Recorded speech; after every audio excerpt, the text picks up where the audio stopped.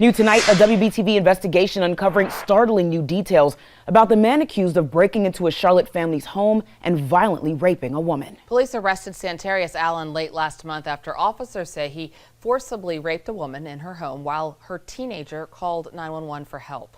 We're now hearing from that suspect's family, speaking only to WBTV, detailing their years-long effort to have him committed for mental treatment. Investigative reporter Naomi Coles is digging deeper, exposing how every part of the system failed, leaving an innocent woman traumatized for life.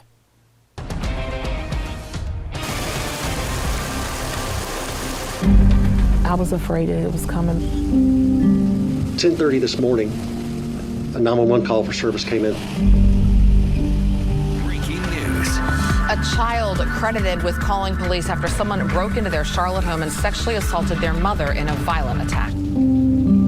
Santarius Allen is accused of breaking into a stranger's home and raping a Valentine woman on January 24th. I tried so hard to get the help before it happened. This is Allen's mother. She asked for her face to be hidden because of the seriousness of Allen's charges. No one would listen. I was so hurt for the lady because she don't deserve this.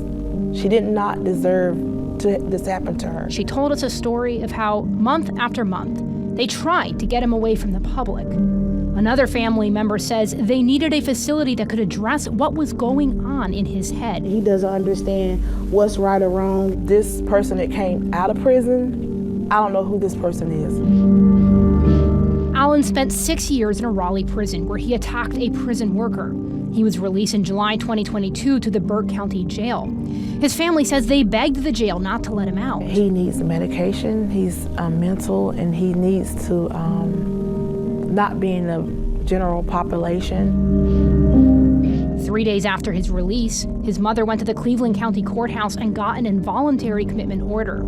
This report from Shelby Police shows the commitment papers were served on July 31st. State regulations say a person under a commitment order has to be evaluated by a trained medical provider before they can be released. But the Shelby PD report shows Allen was denied after just 9 minutes, with the officer writing that it was because there was no bed space. He needed more of an evaluation, or a more thorough evaluation. They told me he was fine. August, his mom says she tried again, taking him to Atrium Mental Health in Charlotte. He escaped from her car after she sent him in to be evaluated. A month later, police found him and sent him back to jail, this time in Avery County. That's where he stayed until December 11th, just weeks ago. His mother again begged the jail, don't let him out without a treatment plan. And they told me they can't do that. Why? I don't know why. The family called Cleveland's Department of Social Services next. I was hopeful that they would come out and either interview him or possibly tell me or him what next steps to take in his case. Did you hear back from them until this week? I actually never heard back from them. Never heard back, that is, until the day after January 24th. The day after an innocent woman had to pay the price. I'm gonna tell her that I'm so sorry. I'm so sorry this happened to her and her child and her family. If I could do anything to take it back, I would.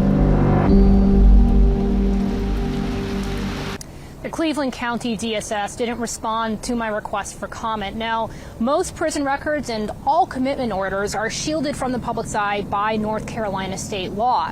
But the records that I was able to get, they did confirm the family's story. Now, records about his mental health evaluation at the hospital, anything related to that is shielded by federal medical privacy laws. However, Atrium Health, which operated that facility that turned him away, they told me in a statement, quote, simply having a mental illness or an episode of psychotic behavior isn't sufficient to be able to keep a patient against their will. If there is no imminent risk of harm, we cannot commit them. Reporting live in Charlotte, I'm Naomi Coles, WBTV, on your side. Definitely a perspective we don't normally hear in stories like this. Naomi, thank you.